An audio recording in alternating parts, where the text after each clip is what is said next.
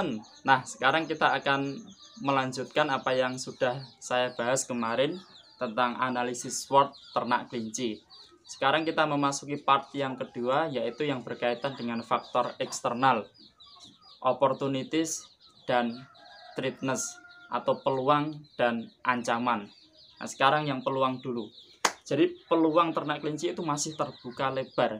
Kenapa saya katakan demikian? Karena masih jarang sekali peternak yang memeliharanya itu dalam skala yang besar, dalam skala yang masif, ya, diternak secara intensif.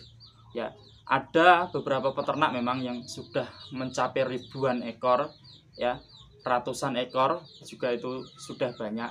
Tetapi di daerah-daerah tertentu saja, belum merata di semua daerah. Jadi di daerah saya itu masih sangat potensial sekali karena belum ada peternak-peternak besar. Jadi masih rata-rata lah. Ya. Rata-rata dari teman-teman itu beternak, satu sebagai hobi, kedua sampingan, ketiga memang ada yang digunakan sebagai pekerjaan utama, tapi biasanya itu ditambah dengan perlengkapan, ya, jual perlengkapan yang dibutuhkan oleh peternak seperti pakan, obat-obatan, peralatan lain seperti kandang dan lain sebagainya.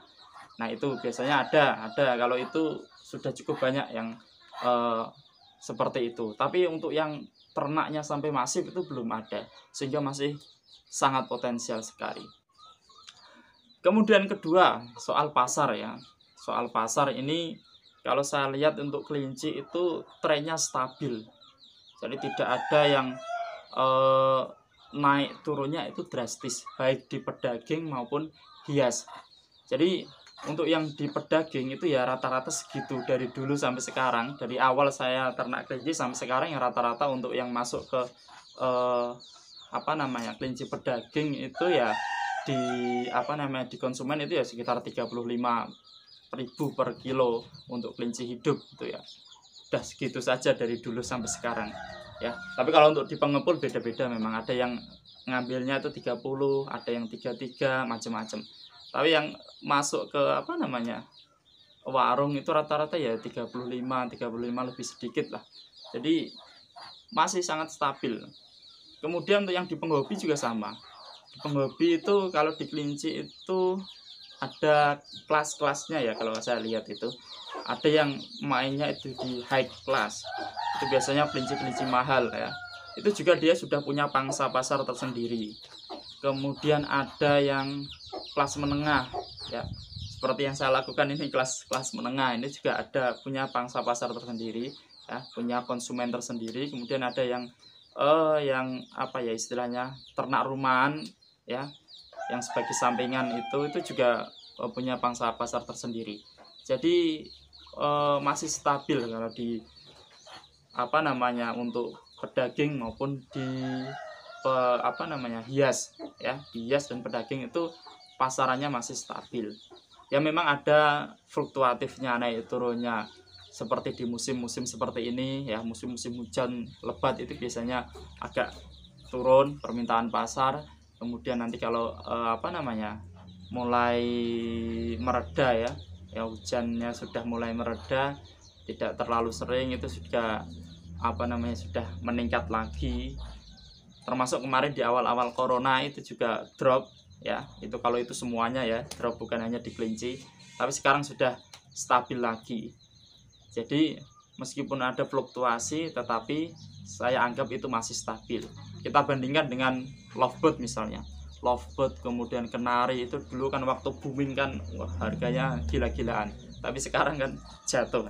Kalau dari kelinci itu dari dulu sampai sekarang ya segitu-gitu aja, stabil artinya, ya.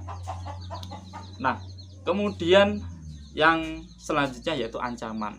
Nah, ancaman untuk ternak kelinci sendiri itu lebih ke karakter kelinci, ya. Jadi lebih ke karakternya. Karakter kelinci itu memiliki daya tahan tubuh yang rendah menurut saya, ya. Jadi memiliki daya tahan tubuh yang rendah, terutama kalau penyakitnya itu sudah berkaitan dengan sistem pencernaan, itu rawan sekali terjadi kematian. Nah, sehingga kita perlu ilmu pengetahuan jelas ya, kita perlu kesigapan ya, sedia obat-obatan dan lain sebagainya itu untuk mengurangi resiko timbulnya kematian. Kemudian faktor yang lain ya selain dari karakter kelinci itu adalah cuaca. Nah memang di sebelumnya kan saya sebutkan kalau di musim hujan itu agak turun permintaan. Memang karena di musim hujan itu rata-rata banyak terjadi kematian ya, karena cuaca yang panas, kemudian hujan dan sebagainya, itu bisa membuat daya tahan tubuh kelinci itu drop ya.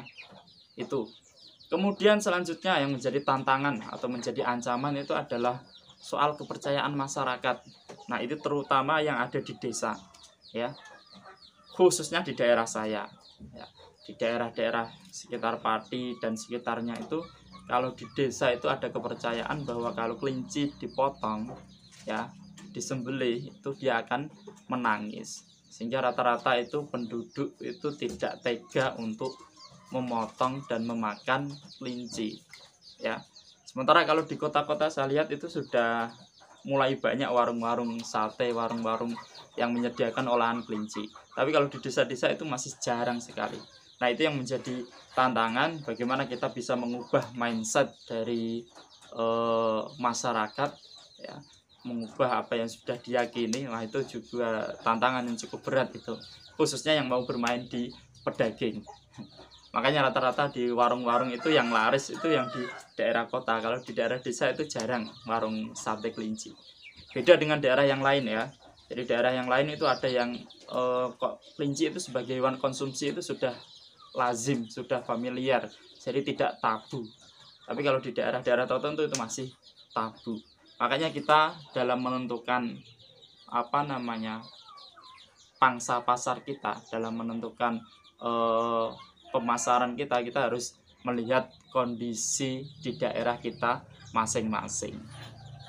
Nah itu teman-teman yang bisa saya sampaikan. Mungkin apa yang saya sampaikan akan sedikit berbeda atau total itu berbeda dengan yang teman-teman rasakan, karena setiap daerah itu memiliki istilahnya memiliki karakter yang berbeda. Nah ini saya sampaikan berdasarkan apa yang saya alami, apa yang saya rasakan ya. Itu yang saya sampaikan, mudah-mudahan bermanfaat. Sampai jumpa di video selanjutnya.